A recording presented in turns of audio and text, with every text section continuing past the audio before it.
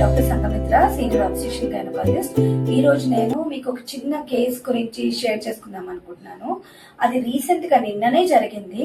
అయితే I want to tell everyone is that ఆ mistake మళ్ళీ మీరు చేయకుండా, లైక్ ఇప్పుడు ఉన్న రోజులలో చాలా కామన్ అయిపోయింది. సో నిన్న మేము ఒకటి రప్చర్ ఎక్టోపిక్ కేస్ చేసాం. సో ఆ కేసు ఎలా వచ్చింది, ఫస్ట్ ఒక పేషెంట్ ఎమర్జెన్సీకి మార్నింగ్ వచ్చారు. సో మార్నింగ్ జస్ట్ తను 2 months ఎమెనోరియా అంటే వాళ్ళే మేము ప్రెగ్నెంట్ మేడం అని చెప్పారు. స్కాన్ తీసుకొచ్చారు. స్కాన్ లో 5 weeks ప్రెగ్నెంట్ అని ఉంది. క్యావిటీ ఇంట్రాయూట్రినే అంటే గర్భసంచి లోపలే ప్రెగ్నెన్సీ అని స్కాన్ లో ఇచ్చారు. కానీ స్టిల్ పేషెంట్ మొత్తము లో బీపీతోని, హై పల్స్ రేట్ తోని, పెయిన్ అబ్డమన్ తోని, అంటే కడుపు నొప్పి బాగా లెఫ్ట్ సైడ్ కడుపు నొప్పితో వచ్చింది.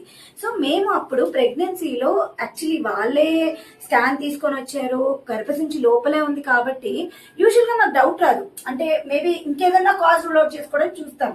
అంటే other causes of pain abdomen in pregnancy అంటే అపెండిక్స్ ఉండొచ్చు, లేకపోతే ఇంకేదైనా ఓవేరియన్ స్ట్రక్చర్ అయిందా అని almost will be thinking on other causes. కానీ స్టిల్ ఎంతైనా బెస్ట్ ఒకసారి మళ్ళీ స్కాన్ చేసి చూసుకుందాము అని చెప్పి స్కాన్ చేశాను. స్కాన్ చేస్తే కంప్లీట్ రప్చర్ ఎక్టోపిక్ ప్రెగ్నెన్సీ అంటే ట్యూబ్ లో ఉన్నది రప్చర్ అయిపోయి మొత్తము హెమటోమా, మొత్తం అబ్డమన్ అంతా బ్లడ్ తో స్కాన్ లోనే తెలిసిపోతుంది హీమోపెరిటోనియం ఉంది అని చెప్పేసి.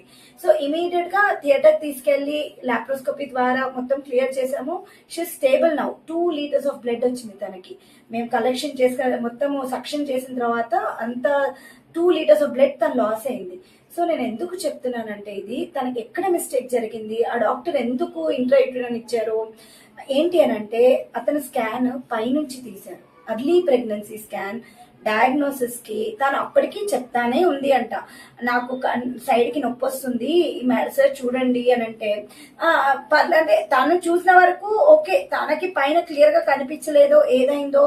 సో తన రిపోర్ట్ ఇచ్చేసారు. తినకి డౌట్ వచ్చినప్పుడు, షీఈ్ డెంటిస్ట్, ఆ డాక్టర్ డెంటిస్ట్. సో తనకి అనిపించినా కానీ సరే డాక్టర్ చెప్పారు కదా అని చెప్పి ఇంటికి వెళ్ళిపోయారు వాళ్ళు. ఇంటికి వెళ్ళిపోయిన తర్వాత ఇంకా పెయిన్ ఎక్కువైంది.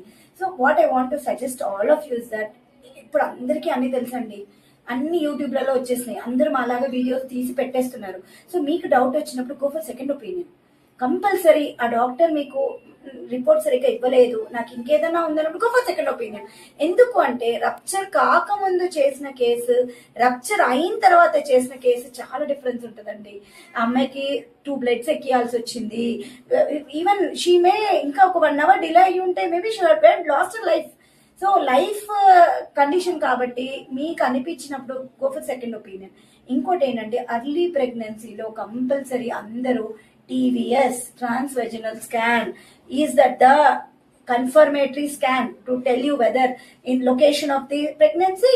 ఇంకా హార్ట్ బీట్ కూడా టీవీఎస్ లోనే అర్లీగా తెలుస్తుంది. సో కింద నుంచి వెజనల్ స్కాన్ మేము చేయించుకోము, మేల్ డాక్టర్ లేదా ఫిమేల్ డాక్టర్ అయినా మాకు ఇబ్బంది ఉంటుంది, కానీ తప్పదండి, compulsory go for the transvaginal scan. And మీకు ఒకవేళ ఇచ్చే డాక్టర్ ఒపీనియన్ కరెక్ట్ కానప్పుడు, మీ ఇప్పుడు ఉన్న all public, everyone, all laymen also know what is what అనేది. So go for the second opinion. అందులో తప్పేమీ లేదు. So this is a small information I want to share with everyone. Thank you.